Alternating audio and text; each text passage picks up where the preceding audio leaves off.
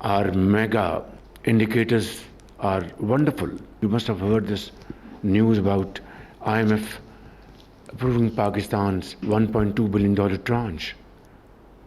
You have to spill your blood and sweat to achieve your targets and convert your dreams into reality. And this was the commitment, unwavering determination to walk in that very difficult path in the last 1.5 years. And here we are. And today, alhamdulillah, we are now discussing how to now move forward and grow our economy.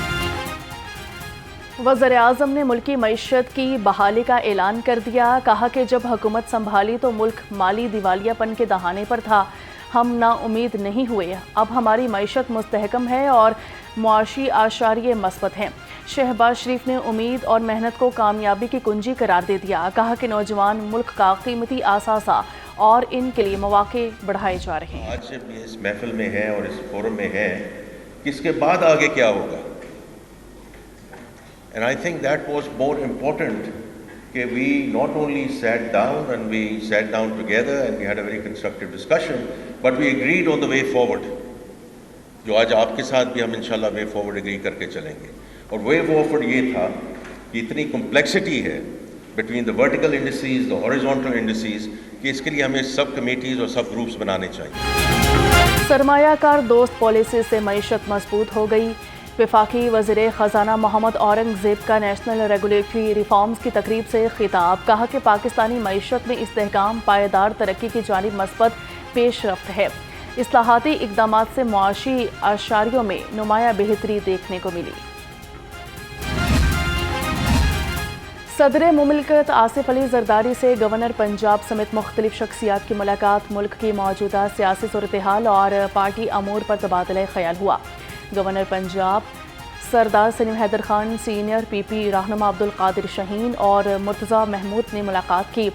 सदर आसिफ अली जरदारी की बल्दियाती election के हवाले से तैयारी की हिदायत। सियासी मुखालफत होती थी, मगर सियासी मुखालफत को कभी दुश्मनी में तब्दील करके किसी ने ये नहीं कहा था काश पाकिस्तान डिफॉल्ट कर जाए। इस मुल्क में जो नफरत के बीज बोए गए हैं, अपने जाती और सियासी मफाद के लिए दिफाई इदारों पर जो हमले किए गए हैं, ये खुशकिस्मती है कि उस निज़ाम से निजात मिली और आज आपके आलमी इदारे भी बात कर रहे हैं कि आपकी मईशत जो है वो मुस्तहकम है, ज़र मुबादला के ज़खायर बेहतर हैं, इंटरेस्ट रेट बेहतर है, इन्फ्लेशन नीचे जा रही है और टाइम के साथ साथ इसका ट्रिकल डाउन इफेक्ट जो है वो अवाम तक पहुंच रहा है। पीटीआई ने मुल्क और मईशत को शदीद नुकसान पहुंचाया। वफाकी वज़ीर इत्तलात अता तारड़ का तकरीब से खिताब। कहा कि साजिश के जरिए नौजवान नस्ल को गुमराह करने की कोशिश की गई। तब्दीली का नारा लगाकर मुल्क में तबाही लाई गई। पीटीआई के पास अपनी कारकर्दगी बताने के लिए कुछ नहीं है।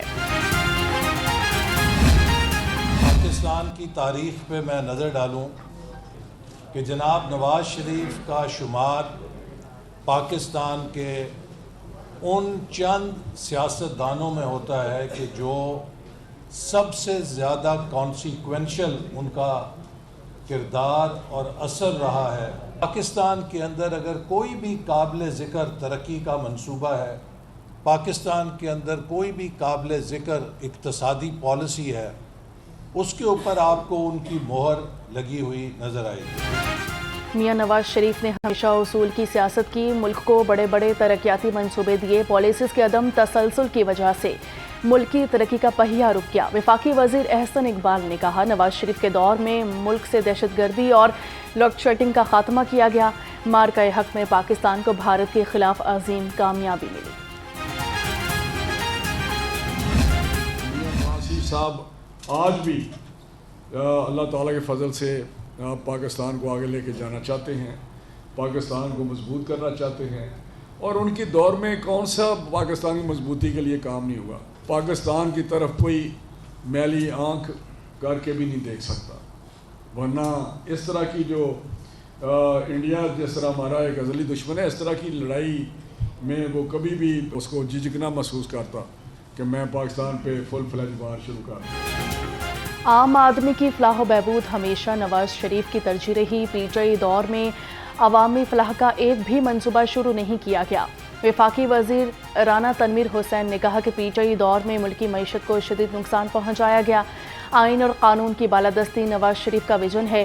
عوام نے انتشار اور فساد کی سیاست کو مسترد کر دیا ہے۔ وزیر اعلیٰ مریم نواز کا ستھرا پنجاب پروگرام برطانیہ میں ماڈل بن گیا۔ کاپ 30، فوربس اور بلومبرگ کے بعد بی بی سی بھی مریم نواز کے ستھرا پنجاب کا معترف۔ بی بی سی کے مطابق ستھرا پنجاب پروگرام کا ماڈل برمنگھم تک پہنچ گیا۔ تاریخ میں پہلی بار برطانوی شہر کے والنٹیئرز گروپ نے صفائی کے لیے پنجاب سے رہنمائی حاصل کر لی۔ برمنگھم میں ابلتے کوڑے دانوں کے حل میں ستھرا پنجاب ماڈل مؤثر ثابت ہوا۔ برطانیہ کے لوکل والنٹیئرز نے ستھرا پنجاب سے آن لائن مشاورت کی۔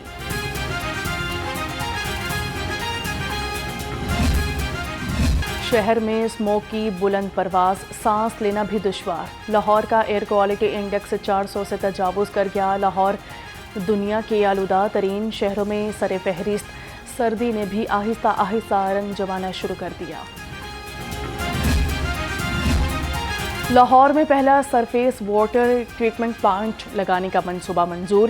بی آر بی کینال پر منصوبہ بنایا جائے گا۔ ایشین انفراسٹرکچر انویسٹمنٹ بینک کے تعاون سے 2031 تک مکمل ہوگا۔ روزانہ 5 کروڑ 40 لاکھ گیلن پانی صاف ہوگا۔ مغل پورہ، باغبان پورہ، فتح گڑھ اور شادی پورہ کی آبادی مستفید ہوگی۔ $US کی ریمیٹنسز جس طرح پروڈکٹ میں ویلیو ایڈیشن ہوتی ہے، دھاگے سے کپڑا بنتا ہے، کپڑے سے گارمنٹ بنتی ہیں، گارمنٹ سے پھر ہم اپنا برانڈ نیم دیتے ہیں، تو یہ ہماری جو یوتھ ہے، ہم اس کو اسکل ڈیولپمنٹ سے ان کی ویلیو ایڈیشن کریں، سر ان کی کریکٹر بلڈنگ کریں، ان کو اپنی مین اسٹریم میں یوٹیلائز کریں، اپنے ملک میں ان کو انڈسٹریلائزیشن کے ذریعے روزگار مہیا کریں۔ پاکستان میں کاروبار کی لاگت ناقابل برداشت حد تک بڑھ گئی۔ صدر لاہور چیمبر فہیم الرحمان سہگل کا آل پاکستان چیمبرز کانفرنس سے خطاب۔ کہا کہ صنعتوں کو فوری ریلیف درکار ہے۔ پالیسی ریٹ، مہنگی بجلی اور گیس صنعتی یونٹس کی بیرون ملک منتقلی کا سبب بن رہے ہیں۔ نان فائلرز کو مراد دے کر ٹیکس نیٹ میں لایا جائے۔ پنجاب حکومت اور ٹرانسپورٹرز کے درمیان معاملہ طے پا گئے۔ وزیر اعلیٰ پنجاب کا ٹرانسپورٹ کے شعبے کو صنعت کا درجہ دینے کا فیصلہ۔ ٹرانسپورٹرز کا خیر مقدم۔ سینئر صوبائی وزیر مریم اورنگزیب کی زیر صدارت اجلاس۔ ٹرانسپورٹرز نے ہڑتال ختم کرنے کا باضابطہ اعلان کر دیا۔ ٹرانسپورٹرز اور حکومتی نمائندے آئندہ بدھ کو مشترکہ پریس کانفرنس میں حتمی تجاویز سامنے لائیں گے۔ اپنی معلومات محفوظ رکھیں، فراڈ سے بچیں، جعلی ای چالان سے ہوشیار رہیں۔ سیف سٹی کبھی بھی آپ کے بینک اکاؤنٹ کی معلومات طلب نہیں کرتا۔ ای چالان صرف ایس ایم ایس کے ذریعے اور 8070 سے بھیجا جاتا ہے۔ کسی بھی مشکوک یا جعلی پیغام کی صورت میں فوراً 15 پر اطلاع دیں یا ایف آئی اے سے رابطہ کریں۔ پنجاب سیف سٹی اتھارٹی نے شہریوں کو الرٹ جاری کر دیا۔ لاہور سمیت صوبہ بھر کے 90 سرکاری اسکولز کو اپ گریڈ کیا جائے گا۔ 23 اضلاع کے پرائمری اسکولز کو ایلیمنٹری کا درجہ دیا جائے گا۔ لاہور کے 5 اسکولز کو اپ گریڈ کیا جائے گا۔ محکمہ اسکول ایجوکیشن کی جانب سے محکمہ خزانہ کو مراسلہ ارسال۔